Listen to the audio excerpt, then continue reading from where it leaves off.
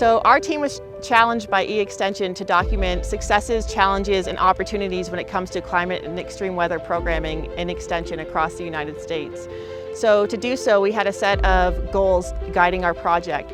The first main objective was to conduct a national search and call for programming in climate and extreme weather. And then from that national search, we were able to populate a database of programming that exists with that topic area, either peripherally or as a central focus. Our research team was motivated because we wanted to understand what is Extension doing in relation to climate and extreme weather. So we started this research program to get an overview of all of the different activities that Extension across America is doing related to climate and extreme weather. So we had specific criteria for identifying Extension programs for this database that we created. The first specific criteria was that it had to be a current, evidence-based scientific effort for practical application. And then this program also needed to be open and accessible to the public and connected to information about assistance related to climate change and extreme weather. And then it had to be a sustained initiative to educate using multiple modes of delivery.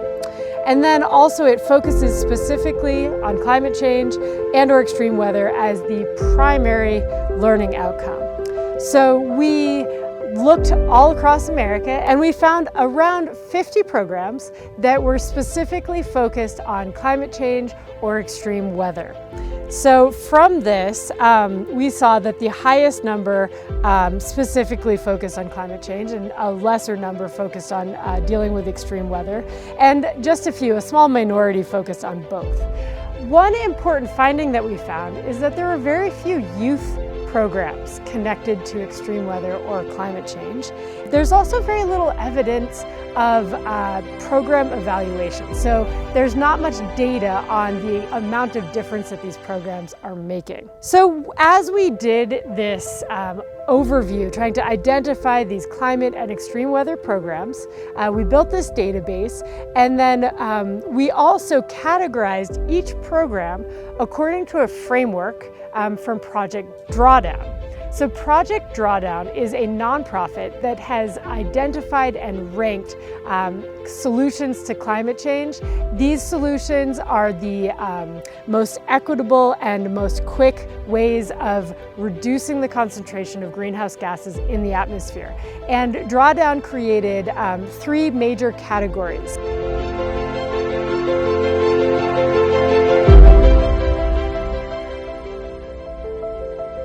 And in addition to the database, we conducted qualitative interviews that were approved through the Institutional Review Board with leaders in climate and extreme weather programming in Extension across the United States to really take a deeper dive when it comes to what are some successes that you've experienced with climate and extreme weather programming. And from those, we've been transcribing the results and looking at what are people experiencing when it comes to those major successes, challenges, and opportunities in climate and extreme weather programming. They all had a few common themes when it comes to primary successes. The first is that they're collaborative and participatory, so they're involving a range of stakeholders in the actual planning and delivery of those types of programs. The second is that they're practical, timely, and tailored. So one participant said, the more local the climate data, the more they can learn and make informed decisions. Another major point that came out for program success with climate and extreme weather was that these programs were carefully framed and communicated. One participant stated, I use extreme weather as a hook to talk about climate variability. Another stated, I think that one thing is just having varying beliefs about climate change. Some people believe in it and believe it's human caused. Some people don't believe in it at all. Some people have in-between beliefs. And then not only that, it's what the priorities are. So working with different communities, figuring out what their priorities are and how we can align. At Extension, we're promoting research-based factual information, but that doesn't always align with what people believe. And so I think that's always the biggest struggle. So with that, we also identified a few key challenges. Programming priorities, the need and urgency for sustained investments, and dedicated personnel and resources was another challenge. There were also some external constraints that we found through our interviews. First was politicization of climate science, the ebb and flow of funding, institutional structures, There's no real home for systems-level cross-disciplinary programs and a lack of unified impact indicators, evaluation, and reporting framework. From our qualitative interview data, we discovered a few really important aspects when it comes to communicating with administrators and others about how we need to move forward when it comes to climate and extreme weather programming. We identified a few major successes and a few major challenges that these individuals are experiencing across the board. One interesting theme was the framing aspect. So framing was either listed as a challenge, and by and large was listed as a challenge, or as a success. So some were using different terms as a hook to then dive in more in depth into topics of climate change. But overall, framing was a really interesting aspect when it comes to this, and we've got to really carefully think about how we can go into various communities and various target audiences and communicate this in a way that they will resonate with and understand given the urgency of the situation.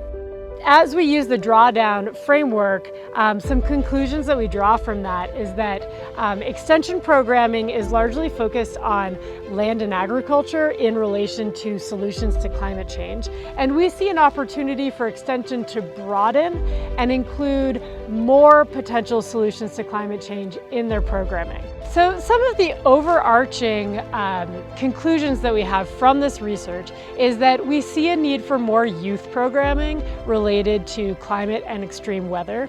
We also see that there's not much national level coordination across climate and extreme weather programming. We also saw that there are a few climate and extreme weather programs that serve Native communities, and given how vulnerable many Indigenous and Native communities are to the impacts of climate change, we see this as an important future direction for extension programming. We also saw that there could be more done to collect data that can be used to assess the effectiveness of the programs. We really want this to help extension confront climate change and develop more programming related to finding solutions to climate change. And we hope that this database and these interviews, the insights from the interviews that we conducted, can help both the E-Extension Foundation and extension programming more broadly confront this enormous issue, which we really have to come together to tackle.